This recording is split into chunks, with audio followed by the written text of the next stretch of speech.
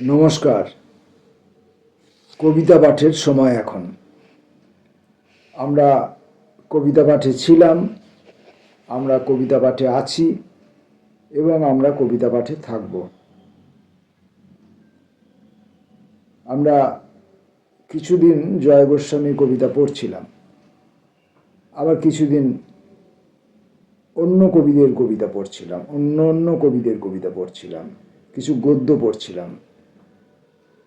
আজকে আমরা ফের জয় গোস্বামীর কবিতায় প্রত্যাবর্তন করলাম। একটা লোককে ভালো করে কবি হিসাবে যদি ভালো করে চিনে বুঝে নিতে চাওয়া হয়, তাহলে সেই লোকটার সঙ্গে ব্যক্তিগত পরিচয় না করে শুধুমাত্র তার জীবনের বিভিন্ন সময়ের বিভিন্ন পর্বের লেখাগুলোর মধ্যে ঘুরে ফিরে বেড়ালেই সেই কবিটিকে চেনা যাবে। আর মানুষটির সঙ্গে যদি আমরা মেলামেশা করতে যাই, তাহলে হয়তো আমরা কবি মানুষটিকে খুঁজে নাও পেতে পারি, আমরা বিভ্রান্ত হতে পারি। কবি মানুষ আলাদা আর ব্যক্তি মানুষ আলাদা। ব্যক্তি মানুষ সময়ে চক্রে বিভিন্ন কারণে, বিভিন্ন স্বার্থের জন্য, বিভিন্ন ভুলভ্রান্তির জন্য, বিভিন্ন দুর্বলতার জন্য তার বিভিন্ন সময়ের সামাজিক যাপন বিভিন্ন রকমের হয়ে থাকে। কিন্তু আমাদের তো উদ্দেশ্য কবিতা পড়া, তাই আমরা সেই ব্যক্তিটির যে কবি জীবনের যে যাপন, কবিতার মধ্যে তার যে যাপন, সেটাকে খুঁজে চাওয়াই আমাদের উদ্দেশ্য। তাই ব্যক্তি মানুষকে বাদ দিয়ে তার জীবনের বিভিন্ন পর্বের কবিতাগুলোর মধ্যে আমরা ঢুকব এবং দেখব এই কবিতা রচনার মধ্যে তিনি কোথায় কতটা সঠিকভাবে রাস্তা হেঁটেছেন, কোথায় কখন তিনি বিভ্রান্তির শিকার হয়েছেন। আজকে আমরা জয় গোস্বামীর একটি কবিতার বই, যে বইটি কবিতা পাক্ষিক প্রকাশ করেছিল, পাখি হুস, সেই বইটি থেকে আমরা দু একটি কবিতা পড়ব। প্রথম কবিতাটির নাম দৃশ্যকাব্য। 2 ঘন্টা মোটরে এসে 2 লাইন স্কেচের গন্ডুস, তারপর ফিরতি পথ। মিয়া আর বিবি আর মিয়া যা পড়ছে পথের সামনে, কি মজা কি মজা। পাখি হুস, পিছনে ধুলোর মেঘ, সন্ধে হলো, চোখ ডলছে একা পুরুলিয়া। বাঁকা তাল গাছ, নিচে কুঁড়ে ঘর, মা আর কিশোরী প্রদর্শনী ঘরে ঝুলছে, দেয়ালে দেয়ালে আগে পরে দর্শকেরা ফিরে গেছে। বাইরে বর্ষা, হাওয়া পরিমরি, পর থেকে নেমে এসে মা মেয়েতে রং চাটছে ঘরে। সন্ধ্যায় আবার তারা উঠে গিয়ে ক্যানভাসে দাঁড়াবে। পাখি হুস, আলো জ্বলবে, গন্ধ জ্বলবে, দর্শক হিয়ায় দেবে হিয়া, আবার মোটরও ছুটবে। দৃশ্যকাব্য, হাতে হাতে ঘুষ। পাহাড় দাঁড়িয়ে মাঠে, না বাধা দেয়নি পুরুলিয়া।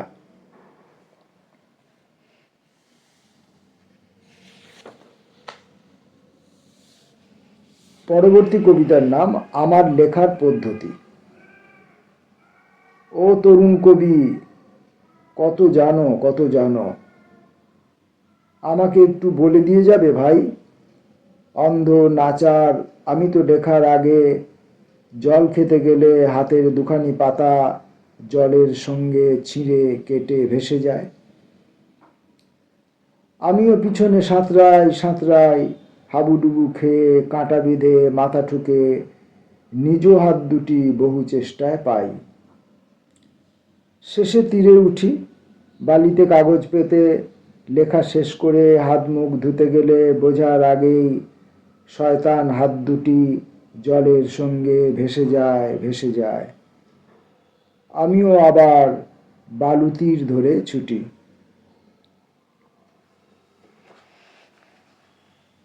পরের কবিতাটি স্মৃতি। অনেক বেশি শীতল হাওয়া, অনেক বেশি ভাঙা শীতল চোখ, অনেক বেশি কাঁসা পিতল ঝনঝনাত স্মৃতির হ্যাঁচকা টান।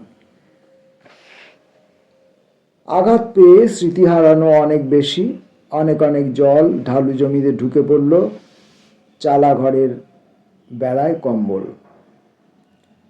আবার পড়ি, অনেক বেশি শীতল হাওয়া, অনেক বেশি ভাঙা শীতল চোখ, অনেক বেশি কাঁসা পিতল ঝনঝনাত স্মৃতির হ্যাঁচকান।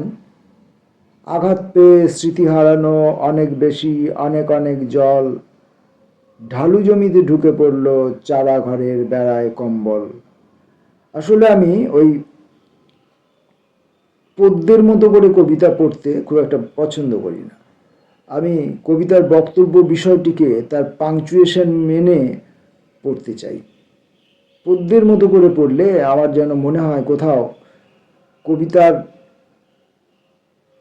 গভীরতার মধ্যে একটা লঘুত্ব আরোপ করা হয়। যাই হোক, যার যেমন ভাবনা। ডুবন্ত গাছ, শকুন পাখি, ঘূর্ণি জলে পাখির ভাঙা বাসা, উল্টো চালা, লোকজন নেই, খোঁটার দড়ি খুলতে ভুলে যাওয়া, আটকা বাছুর হাম্বা হাম্বা, পেট ছুঁয়েছে ধোঁয়া রঙের জল, উল্টো স্রোতে সাঁতরে আসে রাখাল, তোকে খুলে দিচ্ছি চল। চলন্ত লোক, বাঁধের রাস্তা, বাচ্চা বুড়ো বউ মেয়ে লোক পুরুষ, স্কুলের ছাতে জায়গা হবে, মোটকা গন্ধ, সাদা ধোঁয়ার উনুন। আবার জোরে বৃষ্টি এলো, স্কুলের গেটে আটকে আছে জল।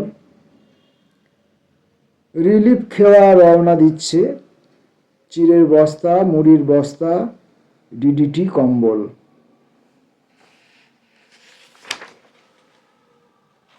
আর দুটি কবিতা পড়ব। পরবর্তী কবিতা কবি আর বাকদেবী। আর ভোলা উদ্দীপন, মাননীয় পাগল তোমাকে ভাটিকাব্য দিয়ে যাবে, চন্দ্রকলা দিয়ে যাবে তার।